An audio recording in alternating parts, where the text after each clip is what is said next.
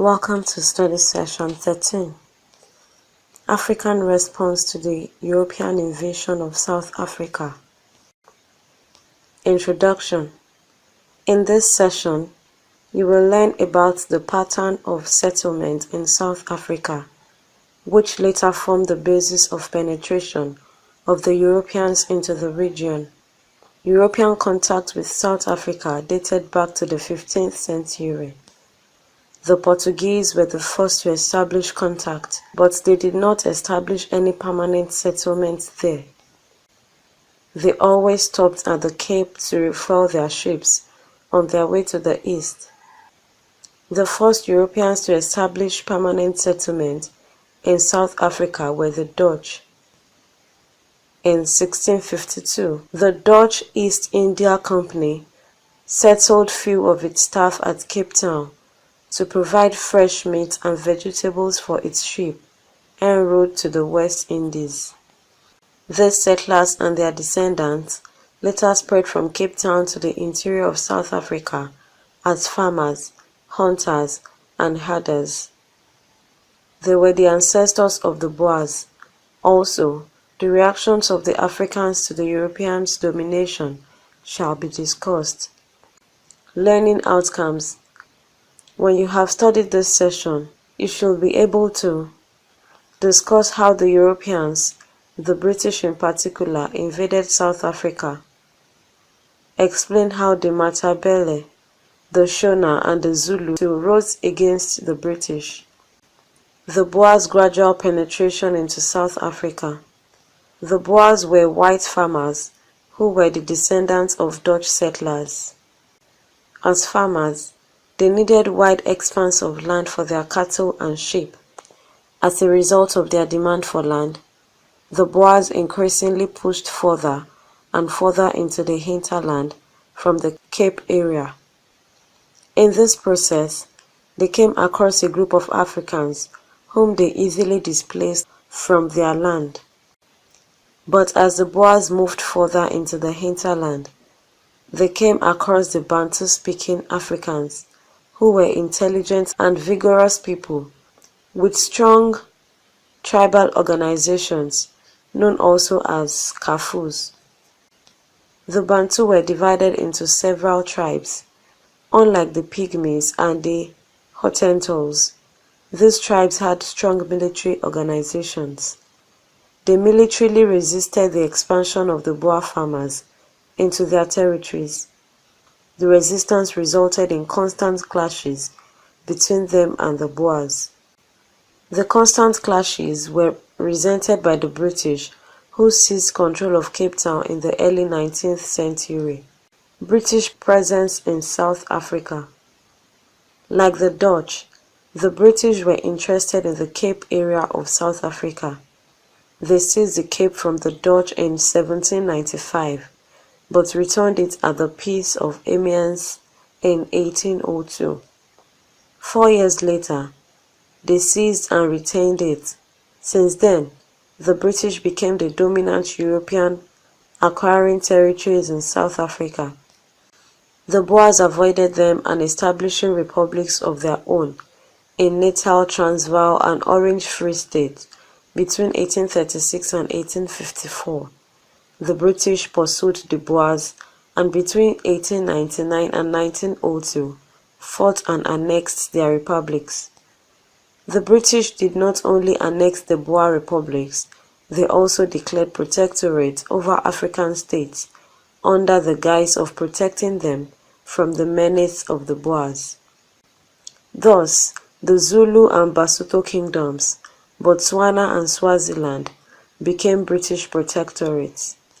Thus, before 1882, Africans in South Africa had come in contact with Europeans, and some of them had lost their sovereignty to these invaders.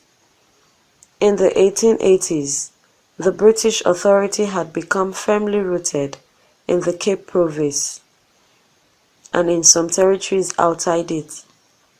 African reactions to the invaders. Africans in South Africa had a long history of resistance to European invasion of their territories. Between 1836 and 1866, various African groups in South Africa had fought vainly to prevent the Boers from taking over their land. The Matabele in 1837, the Zulu in 1838, and the Basuto between 1858 and 1866 fought and lost their battles against their Boer invaders. Their territories were eventually taken over by the British.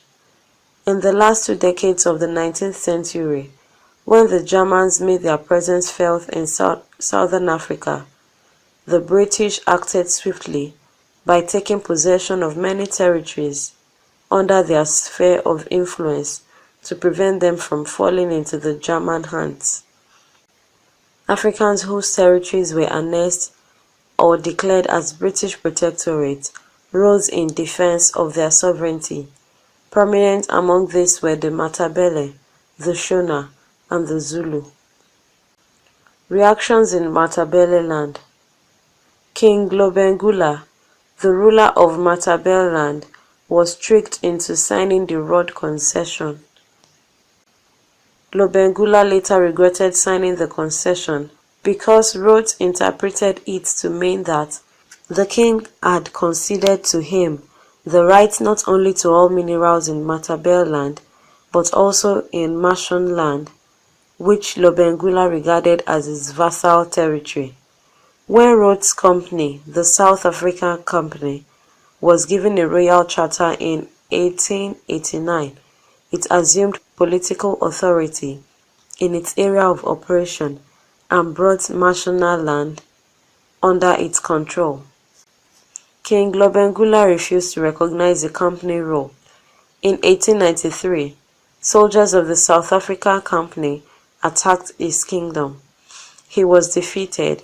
He fled and died on his way to seek allegiance with the Nguni people to the north. The British South Africa Company took over the administration of Matabele land in 1895. In March 1896, the Matabele rose in rebellion against their conquerors. In the first place, they were dissatisfied with the loss of their sovereignty. Secondly, they lost much of their land and cattle to the white invaders. The areas reserved for them were unsuitable for cattle and not large enough to contain their population. Thirdly, their women were defiled by the whites. Finally, the outbreak of rinderpest, which decimated their cattle, was associated with the white invaders.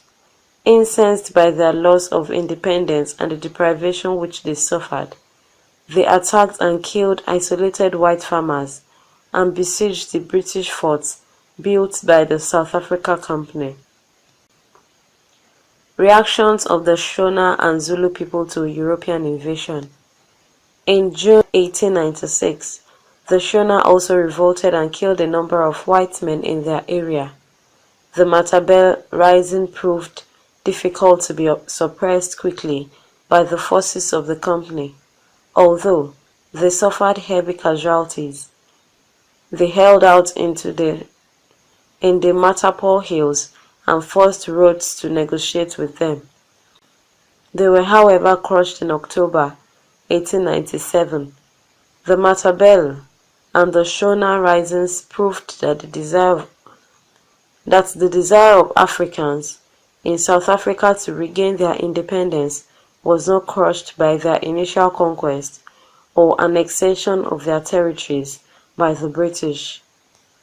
Apart from the Matabele and the Shona, the Zulu also proved that they could rise in attempt to regain their sovereignty after their initial subjugation.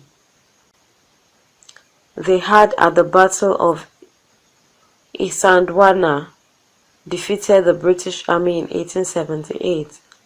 Though they were subsequently attacked and defeated by the British, their courage did not desert them. In 1887, the British annexed their territory and proceeded to impose taxes on them in order to force them to work in the farms owned by the whites. In 1906, they revolted against the whites. After 6 months of attacks on the latter, their rebellion was crushed. Summary.